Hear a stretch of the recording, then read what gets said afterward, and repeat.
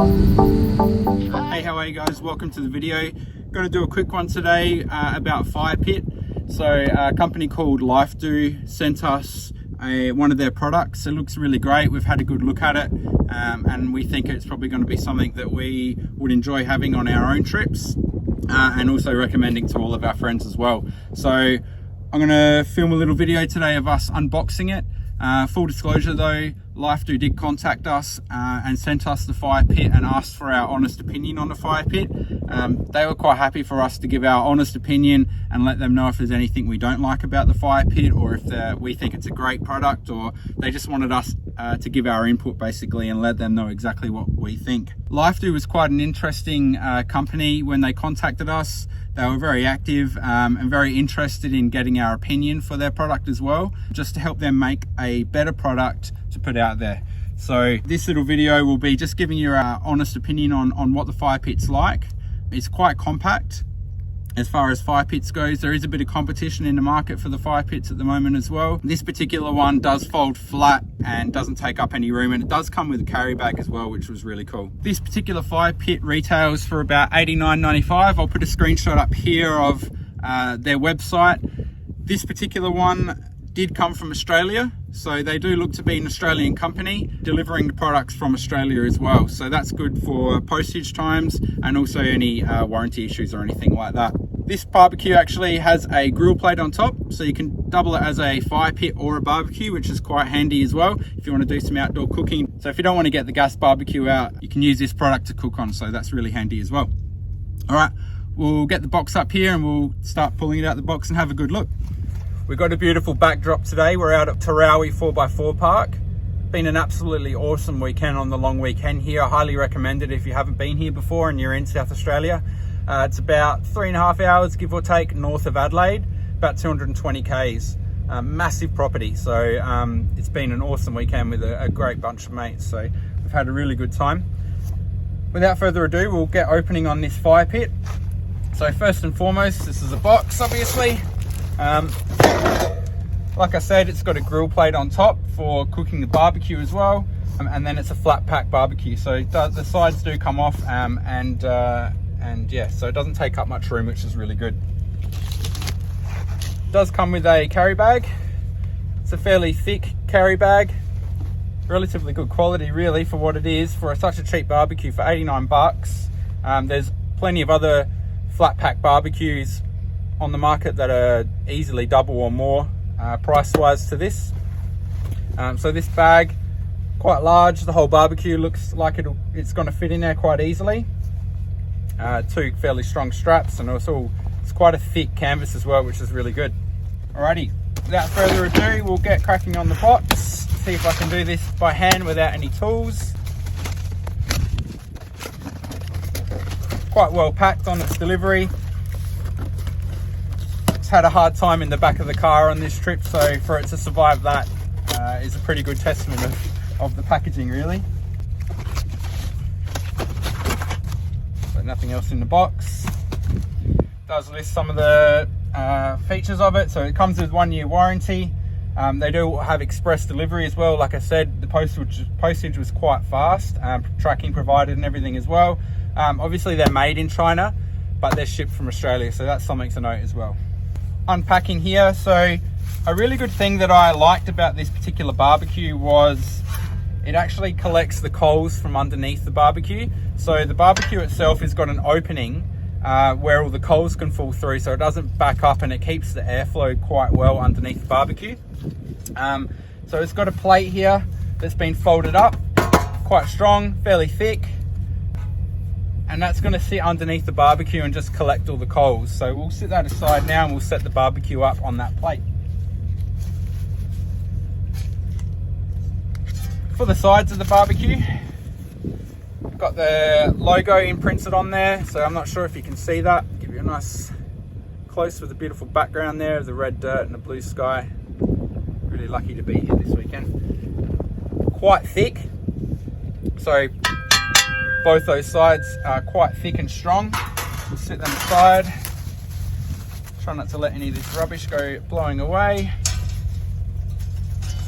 As far as simplicity for the barbecue, it really, by the look of it, doesn't get much easier to set up than this.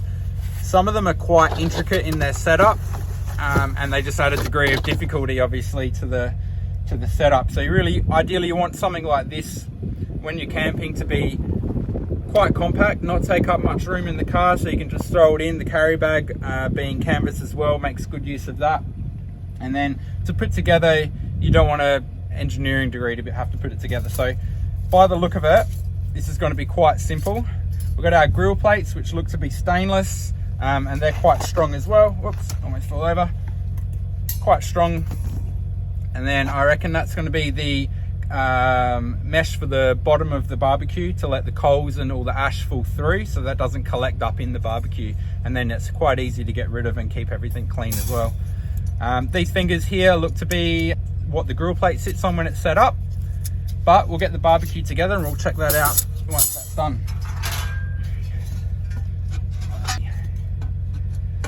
A good thing about this barbecue too was it actually had 2 positions that the barbecue can be in, depending on if you want a larger fire or a smaller fire, or if you want to have a smaller one with the grill plate on there as well. So getting these in. This is my first time setting it up, so you're seeing exactly what it's like to do. Really, not much easier than that. So I'm not sure if you can see that on camera. Weight wise, it's pretty light for a thick steel. All put together. Sit that back in your view, and we'll put this, so I can lift that with one hand obviously. Sit that right in the grill plate, catch all the ash. Got our fingers as well, we'll sit them. Actually, what we'll do first is we'll try both positions for this. So this, you can see the slots here. We got 2 slots here and then 2 slots that I'm in now. So we can actually kick that out a bit wider as well if you want to have some larger wood in there. So I might try and do that now. So straight off the bat, I could probably tell you that it's a lot easier when you do one side at a time. So I'm doing one side and then we'll get that in. And this one here. So again, easy, real easy to set up. It's quite a bit larger as well. So if you can see the opening in there, it's about a body width, give or take. Big enough to fit some big logs in there. So I'm not sure if the grill plate's going to fit on here as it is. Just slot these fingers in.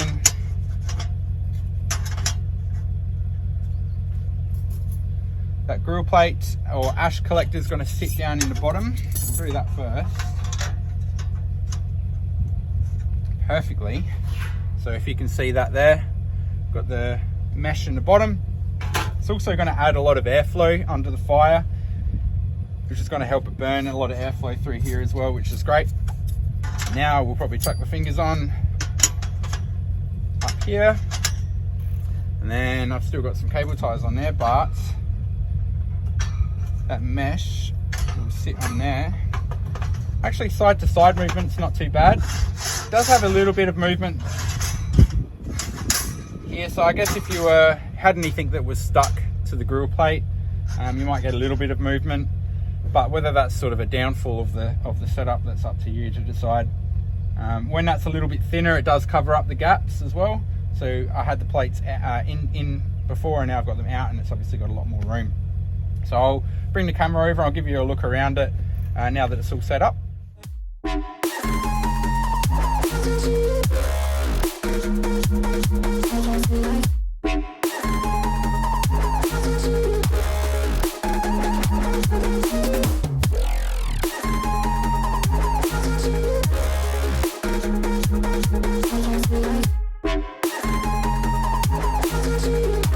Honestly, the fire pit looks really great for the money.